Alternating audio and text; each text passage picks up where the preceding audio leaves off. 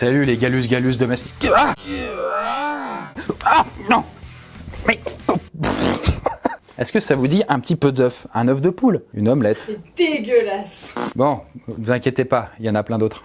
Aujourd'hui donc on fait plus dans la volaille que la poiscaille. Il s'agit en fait d'une simple poule. Une bestiole qui pond de délicieux œufs, quand ils tombent pas sur soi quoi, qui n'a pas la lumière à tous les étages et qui est bonne à finir en tandoori. Bon ok, ce jugement peut paraître un peu dur pour certains. Et pourtant, c'est probablement ce que pensent beaucoup d'entre nous. Parce que bon, a priori, la poulette n'est pas le spécimen qui semble le plus pertinent de toute la création en termes d'intelligence. On les imagine comme des animaux bien moins malins que d'autres volatiles comme le corbeau ou le perroquet. Bon, à la limite, au mieux, on entend souvent dire que les poules sont les héritières génétiques des dinos et que c'est finalement une sorte de T-Rex miniature. Voilà, c'est un petit peu le seul moment où elles gagnent des points de charisme. Et pourtant, Laurie Marino, une spécialiste du comportement animal, n'est pas de cet avis. Elle s'est intéressée à la vie des poules et le portrait qu'elle dresse de ces animaux n'est pas du tout celui du volatile un peu débile qu'on imagine. Bien au contraire, il semblerait que cet animal soit franchement malin et qu'il n'ait rien à envier aux autres prouesses génétiques de la création. Oui, alors autant les chimpanzés d'accord, mais l'intelligence des poules, je suis sceptique. Figure-toi justement qu'elles ont certaines capacités cognitives qui les rapprochent des primates et qu'elles acquièrent certaines d'entre elles bien avant nous. Par exemple, elles communiquent d'une façon très particulière. Look at the sky. Et il a même été prouvé qu'elles étaient capables de beaucoup d'empathie et de ressentir des émotions complexes face à leurs congénères. Mais trêve de bavardage, on va immédiatement faire le tour de la question en vous présentant quelques faits, de l'anecdote la plus évidente aux révélations les plus surprenantes sur l'incroyable intelligence des poules.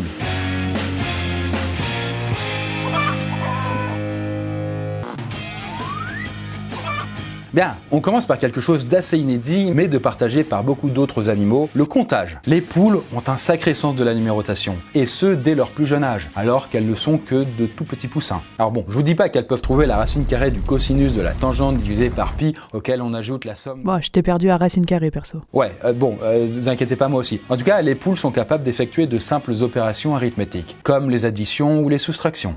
5 jours après leur naissance, des poussins ont été placés face à différents sets d'objets avec lesquels ils aimaient jouer. Ces sets comportaient plus ou moins d'éléments. Certains n'étaient composés que d'un seul jouet, tandis que d'autres en comptaient jusqu'à 5. Ces sets ont ensuite été dissimulés derrière des panneaux opaques sous les yeux des poussins. Dans plus de 75% des cas, les poussins se sont dirigés spontanément vers les panneaux où se cachait le plus d'objets, ce qui signifie qu'ils sont capables d'évaluer une quantité et de compter jusqu'à au moins 5 objets différents. L'expérience a été reproduite de nombreuses fois avec divers types d'objets pour vérifier que les conclusions étaient justes et les résultats furent sans appel. Un poussin de 5 jours est déjà capable de compter jusqu'à 5. Cette étude permet aussi de prouver que les jeunes poussins peuvent comprendre qu'un objet continue d'exister même lorsqu'il est hors de leur vue. Et ça, c'est pas non plus donné à tous les nourrissons. Les humains n'y parviennent que vers l'âge de 1 an. J'avoue, je sais pas si moi j'en étais capable. Oui, et tu n'étais peut-être même pas capable de t'orienter grâce à la position du soleil au bout de 2 semaines. Et pourtant, un poussin, il peut le faire. Ouais, admettons, mais à quoi ça leur sert de savoir compter? Eh ben, une poule vérifie spontanément le nombre d'œufs qui est par exemple dans son nid, pour vérifier qu'on ne lui en a pas volé, ou qu'un autre oiseau ne lui a pas refourgué l'un des siens par erreur. Et puis, ça permet aussi de rigoler un peu. En témoigne cette vidéo d'une poule qui compte le nombre de signes sur ses cartes pour obtenir une récompense. Et d'ailleurs, outre les chiffres, les poules peuvent aussi reconnaître des signes, des formes et des couleurs. Après, de là à ce qu'elle puisse passer le bac à votre place, ça je sais pas. Et justement, en parlant de compter, sachez que nous recrutons une nouvelle personne, Aucune Dard, l'entreprise derrière Poisson Fécond. Et il s'agit d'un poste de community manager, c'est-à-dire gérer tous nos réseaux sociaux, Facebook, Twitter, Instagram, MySpace, ouais, voilà. Pour postuler, c'est simple, ça se passe sur Lyon, il y a un lien en description avec un questionnaire à répondre, pas de CV ou de lettre de motivation, c'est très simple. Mais si vous le voulez bien, revenons maintenant sur les poules.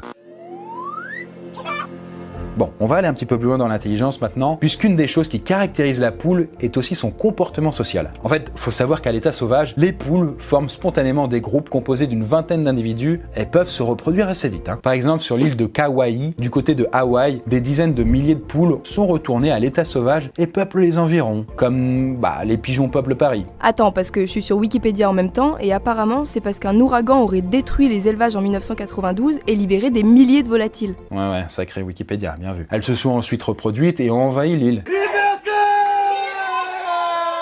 Et là, on se dit, ok, mais en quoi cela nous révèle-t-il quelque chose sur l'intelligence des poules? Là où ça devient technique, c'est que les poules connaissent vraiment bien les membres de leur groupe et qu'elles ont une conscience sociale très éveillée. En fait, tenez-vous bien, elles sont capables de reconnaître un membre de leur groupe en photo. Vous là, par exemple, est-ce que vous allez faire la différence entre cette poule et celle-là? Elles savent laquelle est leur copine et laquelle est une inconnue. Plus fort encore, elles peuvent reconnaître leurs potes à partir de la photo d'une seule partie de leur corps. C'est-à-dire que par exemple, si on leur montre ça, elles peuvent se dire « Ah, ça c'est l'aile de mon Olivier, je la reconnaîtrai entre mille. » Et face à ça, pour une poule, c'est évident que... Ah mais ça c'est encore cette garce de Stéphanie. Regarde-moi cette manicure de chouin. Voilà, pour les détails de l'expérience, vous pouvez checker les descriptions, mais en tout cas, c'est quand même assez impressionnant. D'ailleurs, la vie sociale d'une poule se fait grâce à une hiérarchie. On s'en doutait pas forcément comme ça, mais tout ça est quand même très réglé. Chacune a sa place en fonction de son rang, qui détermine l'accès à la nourriture, le meilleur perchoir, la possibilité d'avoir certains partenaires, tout ça. Bref, vous avez compris, une basse-cour, c'est en fait toute une organisation. Vous pouvez d'ailleurs parfois les observer faire la queue au moment du repas. Et soyez sûr que cette queue n'est pas faite au hasard, puisque la première de la file est la plus importante dans la hiérarchie du poulailler.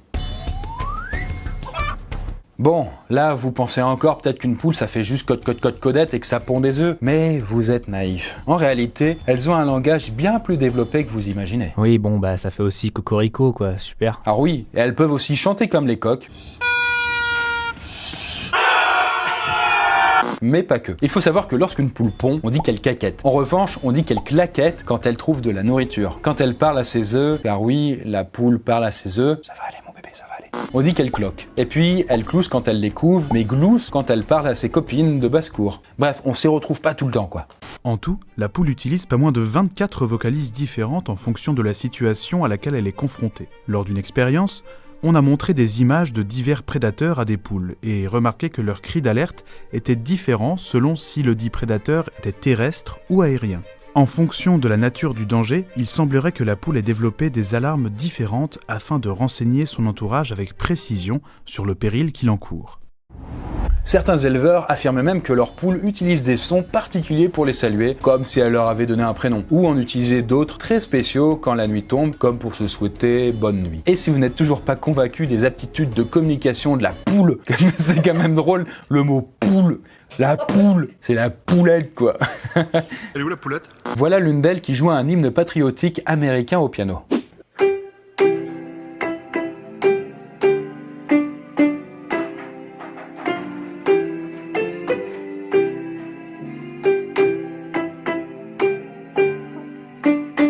Bon écoutez, là je peux plus rien pour vous si vous n'avez pas acquis un respect éternel pour ce volatile. Mais c'est pas grave parce que je peux encore vous convaincre. Et si vous pensez qu'une poule se borne à répéter les mêmes actions toute sa vie sans réfléchir, eh bien non, vous vous trompez. Parce qu'on arrive à l'un des faits les plus surprenants de cette vidéo, une poule est capable de raisonner. Elle observe, s'adapte et modifie son comportement en fonction de ce qu'elle apprend. C'est-à-dire qu'elle réfléchit et dresse un bilan de sa situation avant de prendre une décision. C'est ce qu'on appelle un raisonnement par déduction. Et c'est une capacité que nous, autres pauvres humains, ne développons pas totalement avant l'âge de 7 ans. Mais quel genre de décision ça prend une poule? Eh bien ça, on va le voir avec quelques expériences. Tous les êtres vivants ont leur survie pour priorité et pour survivre, il faut trouver de la nourriture. Pour en dénicher, les animaux ont développé de nombreuses techniques. L'utilisation d'objets, chasse ou pièges. La poule, elle, sait adapter son comportement pour obtenir ce qu'elle veut. Des expériences ont été menées, en présentant une petite quantité de nourriture aux poules si elles se montraient impatientes, et une quantité plus importante si elles refusaient la première dose. Très rapidement, 93% des spécimens testés ont compris qu'en repoussant le premier instinct de consommation de nourriture, elles en obtiendraient finalement plus. Être capable de se contrôler de la sorte est considéré comme une preuve de conscience. Et pour adapter son comportement en contrôlant ses instincts, il faut pouvoir se représenter soi-même, en quelque sorte. Et si vous avez besoin d'une autre preuve de leur capacité de raisonnement, eh bien pas de souci, en voici une autre. Des scientifiques ont mis à disposition des grains classiques ainsi que des grains contenant un médicament contre la douleur. Ces derniers étaient évidemment d'une couleur différente pour permettre aux poules de bien les différencier. Eh bien, lorsque celles-ci étaient blessées à la patte ou en souffrance, elles se dirigeaient vers les granulés anti-inflammatoires. En gros, elles ont compris les effets du médicament et s'en sont ensuite spontanément servies pour se soigner quand elles en avaient besoin. Du coup, tu crois que les poules, elles sont pour ou contre les vaccins? Pas ce débat, s'il vous plaît. Passons à autre chose. Bien, Venons-en maintenant à un point qui fait parfois débat, les émotions des animaux. On a tendance à les considérer moins complexes que les nôtres, ou à les résumer à des instincts de survie. Un chien est-il vraiment attaché à son maître? Un chat peut-il vraiment bouder quand on l'engueule? Un rat peut-il transmettre de l'affection? Si on a parfois du mal à y voir clair quand il s'agit des émotions de nos petits compagnons domestiques, imaginez pour une poule de basse-cour. Et pourtant, il s'agit de l'un de leurs traits les plus déstabilisants et les plus importants. C'est un petit peu le bouquet final quoi. Parce que oui, les poules ressentent un large panel d'émotions comme la joie, la peur, l'excitation ou la déception. Mais non, un poulet ça peut être déçu. Bah ouais, en fait, si tu l'habitues à obtenir un jeu ou de la nourriture, à une heure fixe par exemple, et qu'un jour, sans raison, tu ne lui donnes pas, ta poule va présenter des signes de déception. Oui, clairement. Par ailleurs, une poule peut très bien s'ennuyer. Ainsi, dans beaucoup d'élevages où les poules n'ont que peu de distractions et beaucoup de promiscuité, les animaux ne peuvent agir normalement et développent beaucoup de stress. Celui-ci rend les poules plus agressives les unes envers les autres, et les pousse à picorer leurs voisines, faute de pouvoir picorer en plein air. Mais la poule peut aussi ressentir les émotions de ses congénères, et donc faire preuve d'empathie. Et ce, à un niveau, somme toute assez élevé. Par exemple, lorsqu'une d'entre elles identifie un membre de son groupe ou un poussin comme étant en danger, son état émotionnel se modifie. On peut observer que son rythme cardiaque s'accélère et l'entendre pousser des petits cris de détresse qu'elle n'émet qu'en cas de peur. Voilà, pensez-y la prochaine fois que vous en croisez une. En fait, il s'agit d'un animal profondément compatissant. D'ailleurs, toutes les poules ne se ressemblent pas et chacune développerait même une personnalité propre. On l'observe notamment dans leur relation avec leur progéniture. Certaines sont très proches de leurs petits, d'où l'expression mère poule, mais d'autres sont beaucoup plus distantes, sans raison apparente, si ce n'est donc du coup leur personnalité. Et puis, les mâles sont aussi très différents et peuvent adopter des schémas de caractère assez variés. D'ailleurs, pour la petite info, on en connaît 3. L'audacieux, l'explorateur et le vigilant. Finalement, on ne voit pas très bien pourquoi on devrait penser que la poule n'est pas au niveau des autres oiseaux ou des mammifères, parce que c'est un animal intelligent, avec une vraie personnalité, et capable de comprendre son environnement et d'adapter son comportement. C'est une bête aussi complexe et fascinante qu'une autre, quoi. Alors, d'où vient sa réputation d'oiseau débile et de volatile juste bon à pondre des œufs? L'une des pistes pour expliquer cette injuste dévalorisation, ce serait peut-être que l'être humain préférerait sous-estimer, inconsciemment ou consciemment, les animaux qu'il consomme le plus ou qu'il exploite, comme la poule, la vache, le cochon. Et si on y réfléchit bien, ce ne sont pas tous ces animaux que je viens de citer qu'on estime pas très malins généralement. Alors, est-ce qu'on ne se tromperait pas complètement sur l'intelligence véritable de ces gallinacés, simplement pour ne pas culpabiliser face à ce qu'on voit dans nos assiettes? Bon voilà, on espère que ce nouveau format vous aura plu. N'hésitez pas à nous dire ce que vous en avez pensé en commentaire, et aussi si vous voulez suggérez-nous des animaux. Allez, ciao!